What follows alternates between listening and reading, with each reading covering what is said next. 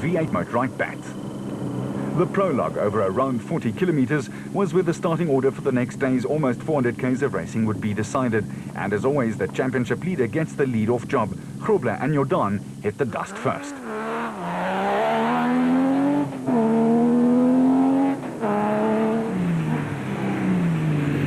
The three-time SA champ has been in devastating form and won in the previous race, the Toyota Desert 1000, after being miles behind at one stage. But the dust was apparent from the word go and would turn mechanics and pit crews into nervous wrecks as it got into everything and made normally smooth running joints, mechanisms and engines grind to a juddering halt.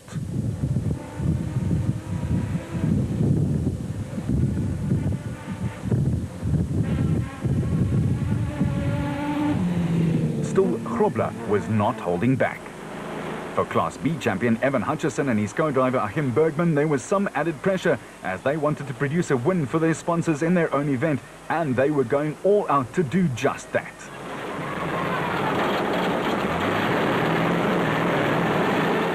That 6-litre beast was sounding mean.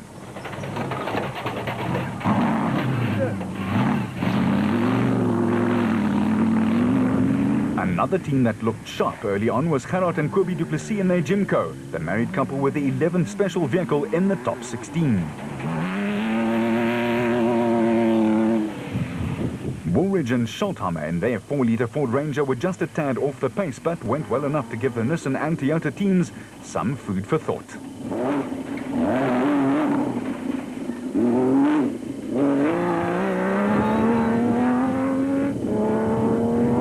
Colin Matthews and Yanni Erasmus in their distinctive screaming green bat drove like men possessed and clocked a time worthy of 8th place.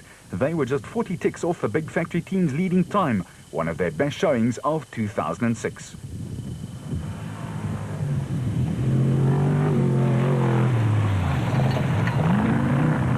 Things were also going swimmingly for Naldus Alberts and Colin Hunter, and the Fire Engine Red wraps up bat, and they clocked 44 minutes and 2 seconds, good enough for 14th place. Harkis and his debutant co-driver Marcel Trethry got to know each other quickly, so quickly that they took 10th place, just 53 seconds down, a solid start to their partnership.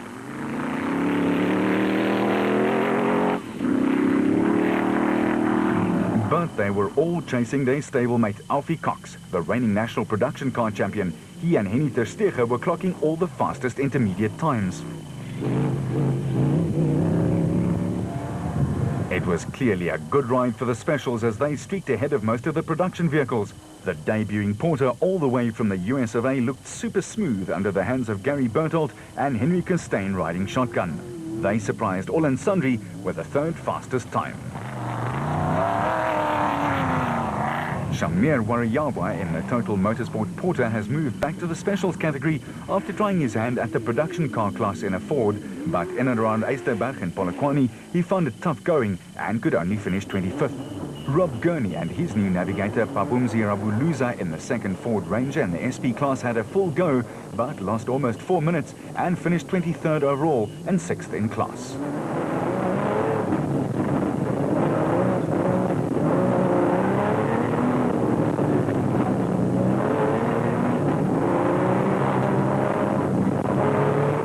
The Harpers, Nick and son Ryan, trotted out their new sponsor Kartech, and as always their crew impressed. They took 6th with a 43-minute and 2-second clocking. While Clint Gibson and Mike Brown's Absolute Bat fitted neatly into lucky 13th place.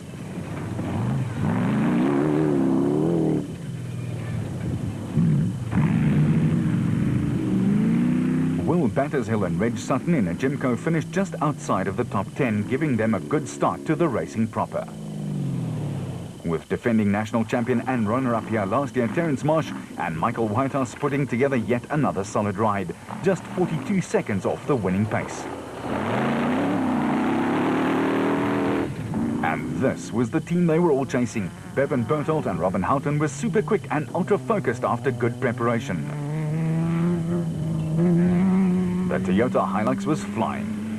Schroeder and his co-Ward Huxtable in the third Ford were doing their bit in Class E, leading by 54 seconds.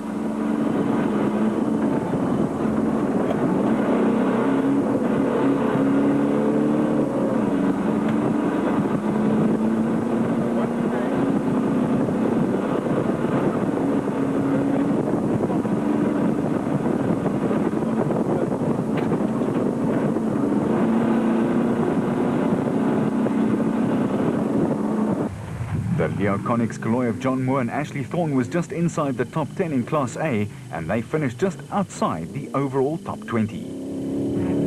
In Class D, defending champions Chris Visser and Japie Badenhorst battled a little for pace and could only manage 31st and 4th in class.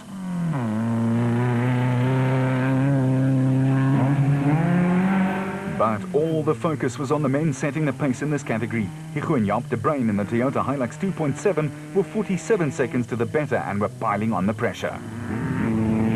The second Nasho mobile racing car containing Archie Rutherford and Craig Doubtfire auditioned for a trapeze act, and we think they got the job. They were leading Class S. Second in Class D, the Weichelts Cliff and Louis pushed their Bosel Toyota all the way and took 21st place overall.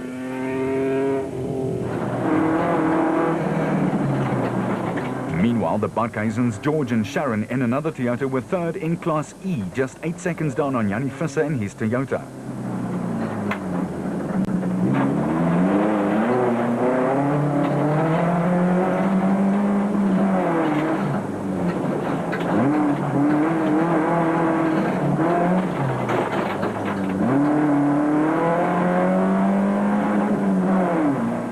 In Class B, Hamish and Alistair Stubbs in the Mackenzie's Fence Viper set the fastest prologue time, together with David White in a Truggy. They were 31st overall. In the African Heritage Rally, there were 4 competitors. Track ace Mark Cronje and Chris Birkin were not on the pace of the fastest SP car, but their performance suggested that they were on the right track, even if they weren't on it right here. These competitors still had several more Ks to go to complete this stage of the African Heritage Rally. In the Century Property Development Camp, there was great excitement when the new Nissan Navara SP arrived, but the 4-litre machine with Mark Corbett at the helm was not quite ready and could only finish a lowly 43rd. The father and son team the Cries, Jan and Hendrik, in the Keenax Property Development car were 5th in Class B, but way down on overall. With TTR Racing's Naeem Mosaji and his co-driver Rayhan Bodjana, who had a few problems, down in 62nd place after they took 63 minutes to complete the 40 Ks. So after a big prologue dice to determine the starting positions, Bevan Berthold and Robin Houghton triumphant by 7 ticks of the clock over Alfie Cox and Henny Terstege. There were 7 space frame cars in the top 10, an indication of the severity of the route. Yeah, look, the guys have done a wonderful job on the car, and we've worked quite hard to get it to listen. And now that Toyotas are on pole, which is great for the company and for us. So tomorrow we just have to maybe let 1 or 2 Sandmasters through, try to control the race and bring it home. But that was easier said than done, and Mr. B knew that. Cronje and Birkin in 8th were well aware of the challenges that the next day would bring. It's been tricky, it's been very tricky, but there are sections that are nice, yes. So I think there's a bit of a mix, some tough, some nice, some fast. So I think it's going to be a good event. But the tension was certainly ratcheted up in the Toyota camp, what with the Nissan sandwiched in between. In the motorrad enclosure, there was happiness. Alfie Cox.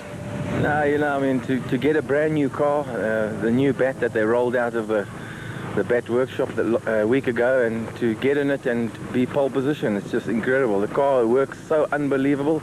I didn't believe we had a fast time because it doesn't feel like you're actually working so hard. And I always used to say to my customers, it's almost like riding a KTM. It's cheating, and as today, but Henny did a fantastic job with the navigation, and that's also, you have to believe that it's a package that we've got. We've got a good car, Motorrad, a good sponsor, I've got a good navigator, and hopefully I'm the one that's steering in the right direction. But the package is good, and the car is just, I don't know how to I can tell you in another word, but I'm not allowed to use it. But it's incredible what the car, how it performed, how it behaves, and just having that amount of horsepower underneath you is just fantastic. We leave you to figure out that word. As for Hannes Grobler, they were upbeat, but 15th was surely not where the Nissan crew wanted to be. Yes, we haven't done this route that we're going to do tomorrow. I believe it's going to be very tight. We've had a good prologue. I think the route was excellent. If that is what we're going to have tomorrow, I'm sure the guys are all going to enjoy it. And I think there's going to be a few tired guys tomorrow night. In the Nasho Mobile bat, Terence Marsh was 7th overall, but only 7 seconds ahead in class. Yeah, I think the pressure's there. The guys are coming, and it's called for us to lift our game. A very smooth run. Nothing out of the ordinary. Nothing stupid, but the intensity was a little bit better. It was due. Don't go off. We'll be back with more from Polokwane. Vehicle and asset finance from ABSA, going off the beaten track to find solutions. ABSA, going the extra mile to get you financed. Go! Day 2 dawned and there was almost 400 grueling k's of racing lying in wait for the 72 competitors in the 2006 Ford Motorride 400, starting and finishing at the Eysterberg Resort in Polokwane. The race marked passing the halfway stage in the 06 ABSA off-road campaign, and so far no one had yet started flying off at the top of the championship logs in the various categories.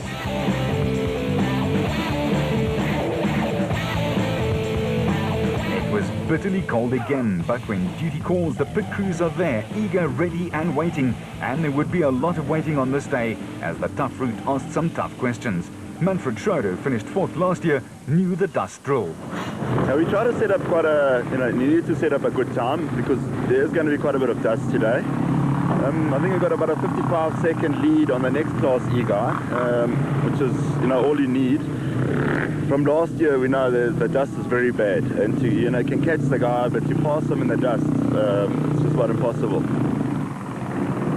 For the Motorride Camp and Brandon Harkis, time was everything. All he had to do was stick around. No, I think we just got to bide our time. I'm sure people are going to be getting lost. Say bide our time. We need to get to the front pretty quickly. Within the first 78 Ks, you need to still be in touch. Starting 10th is not ideal. Although we're not very far behind in time, you got to keep in touch with the leaders. We can't have a couple of guys in the middle fall asleep, so that's really important for us this morning. Toyota manager Wani Haddad was planning tactics. The team have done a great job. Like I said, from time to time, they've been working on the cars tremendously hard. They've put in a huge effort, and the pace definitely stepped up. Hence Bevan being on pole, a fantastic job. And what can we say?